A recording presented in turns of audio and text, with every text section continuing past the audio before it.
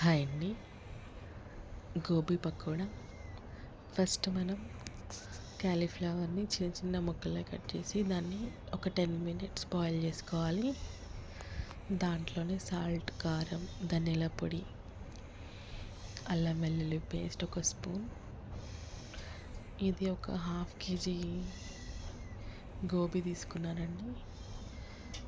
దానికి సరిపడా కొలతలు చెప్తున్నాను. ఒక 2 స్పూన్స్ బియ్యపిండి, 2 స్పూన్స్ శనగపిండి, 2 స్పూన్స్ కార్న్ఫ్లోర్ వేసుకొని ఏదైనా మసాలా, రెడీమేడ్ మసాలా వేసుకోండి, టేస్టీగా ఉంటుంది.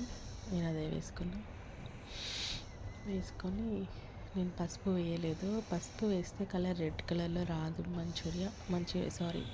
గోబీ పకోడా. అందుకే నేను పసుపు వేయలేదు. ఇలా కారము అన్నీ వేసుకొని కలుపుకొని మనం ఆలోపు ఆయిల్ హీట్ చేసుకుందాం. ఆయిల్ హీట్ అయినాక అన్నీ అలా వేసుకొని అసలు ఒకదానికొకటి అతుక్కోకుండా చాలా బాగా వస్తాయి. నేను ఎలా వేస్తున్నాను చూడండి, అయినా కూడా అవి అతుక్కోవు. నేను చాలా వేసేసాను ఒకటేసారి, అతుక్కోకుండా మంచిగా వస్తాయి. వీడియో నచ్చితే సబ్స్క్రైబ్ చేయండి.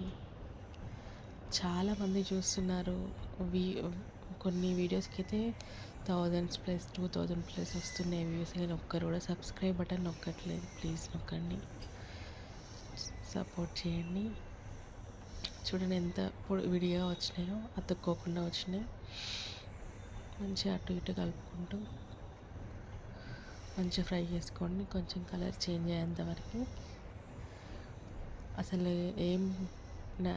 ఏం కలర్స్ వాడకుండా కూడా మనకి ఎంత కలర్ఫుల్గా వచ్చింది చూడండి. జస్ట్ కారము, పసుపు వేయవద్దు. పసుపు వేస్తే కలర్ చేంజ్ అయిపోతుంది. క్రిస్పీగా, ఎక్కువ ఆయిల్ పట్టలేదండి, క్రిస్పీగా వచ్చింది. నేను లాస్ట్లో కొన్నింటికి కొత్తిమీర ఇంకా కరివేపాకు కూడా యాడ్ చేశాను. క్రిస్పీగా బాగా వచ్చింది. దీన్నే మనం మంచూరియాలా కూడా లాస్ట్కి సాల్టింగ్లా చేసుకోవచ్చు. కానీ ఇది ఇలానే తినేస్తాం, అంత టేస్టీగా ఉంటుంది. దీంతోనే గోబీ రైస్ కూడా చేసుకోవచ్చు, చాలా టేస్టీగా ఉంటుంది. ట్రై చేయండి. చిన్నపిల్లలు అయితే ఇష్టపడి తింటారు. ఈ గోబీ అనేది మన బ్రెయిన్కి చాలా మంచిది, మంచి మెమొరీ పవర్. ఇంకా మన మెమొరీ పవర్ లాస్ కాకుండా ఇది చూస్తుందంట. ఇక నేను ఇది కొత్తిమీర, కరివేపాకు వేసాను. Thank you.